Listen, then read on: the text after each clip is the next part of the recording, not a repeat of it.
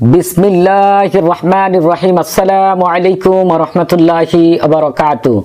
আজকে আমি আপনাদের মাঝে হাজির হয়েছি শত্রু ধ্বংস করার 100% পরীক্ষিত সেরা শক্তিশালী বিশেষ কোরআনী একটি আমল নিয়ে।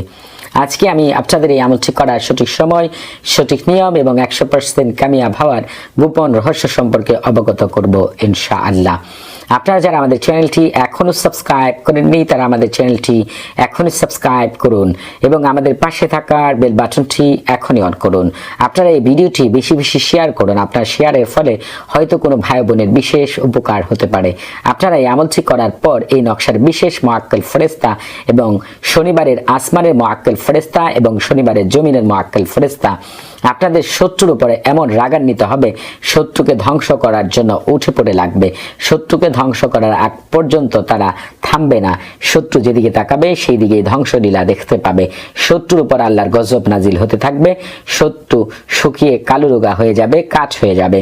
শত্রু বিছানায় পড়ে যাবে, বিছানা থেকে উঠতে পারবে না। শত্রুর ব্যবসা বাণিজ্য ঘর বাড়ি ধ্বংস হয়ে ছাড়খাড় হয়ে যাবে। শত্রুর আয় উপার্জনের রাস্তা বন্ধ হয়ে যাবে। শত্রু মামলা মোকদ্দমাতে পড়বে। শত্রু ঋণে জর্জরিত হবে। শত্রু সমাজে অসম্মানিত হবে। শত্রু সমাজে ডিম পচার মতো পচে যাবে। সমাজের ছোট বড় সবাই শত্রুকে ঘৃণা করতে থাকবে। শত্রু অপমান অপদস্থ হবে। কেউ শত্রুর আশেপাশে থাকবে না। শত্রু সমাজে মূল্যহীন হয়ে পড়বে। এই জীবনে বেঁচে থাকতে শত্রু পূর্বের অবস্থায় কখনোই আর ফিরে আসতে পারবে না।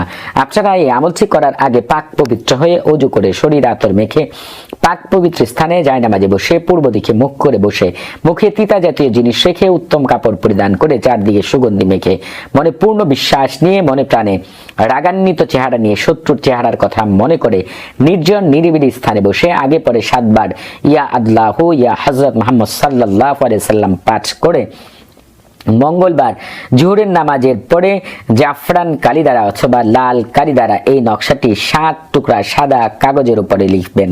এই নকশাটি খুবই সহজ। আপনারা শুরু থেকে শেষ পর্যন্ত এই নকশাটি লক্ষ্য করুন। এই নকশাটি আপনারা 7 টুকরা সাদা কাগজের উপরে জাফরান কালি অথবা লাল কালি দ্বারা লিখবেন। নকশাটি লিখার আগে 3 বার বলবেন, এই নকশার বিশেষ মুআক্কাল ফেরেশতা এবং মঙ্গলবারের আকাশের মুআক্কাল ফেরেশতা হযরত সালসাইল আলাইহিস সালাতু ওয়াস সালাম এবং মঙ্গলবারের জমিনের বিশেষ মুআক্কাল ফেরেশতা হযরত আরদিল আহমর আলাইহিস সালাতু ওয়াস সালাম আপনারা আল্লাহর ইচ্ছায় আমার অমুক শত্রুকে সারা জীবনের জন্য ধ্বংস করতে আমাকে বিশেষ সাহায্য সহযোগিতা করুন। এই কথাগুলো 3 বার বলে নকশাটি লেখা শুরু করবেন। নকশার নিচে শত্রুর নাম লিখবেন। শত্রু যদি ছেড় হয় তাহলে প্রথম ফালানে এই স্থানটিতে লিখবেন শত্রুর নাম, তারপরে বিন লিখবেন। দ্বিতীয় এই ফালানের স্থানটিতে লিখবেন শত্রুর বাবার নাম। শত্রু যদি মেয়ে হয় তাহলে এই ফালানের স্থানে লিখবেন ওই মেয়েটির নাম। এখানে বিনের পরিবর্তে বিনতে লিখবেন এবং দ্বিতীয় এই ফালান এই স্থানটিতে ওই মেয়েটির মায়ের নাম লিখবেন।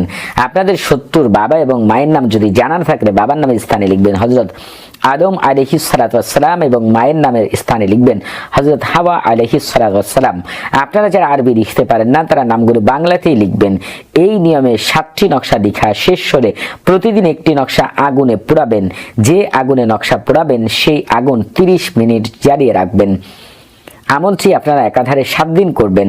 শত্রু সারা জীবনের জন্য ধ্বংস হয়ে যাবে। শত্রুর ধ্বংস নিজের চোখে না দেখলে কেউ বিশ্বাস করতে পারবেন না। আপনারা এই আমলটি করার আগে অবশ্য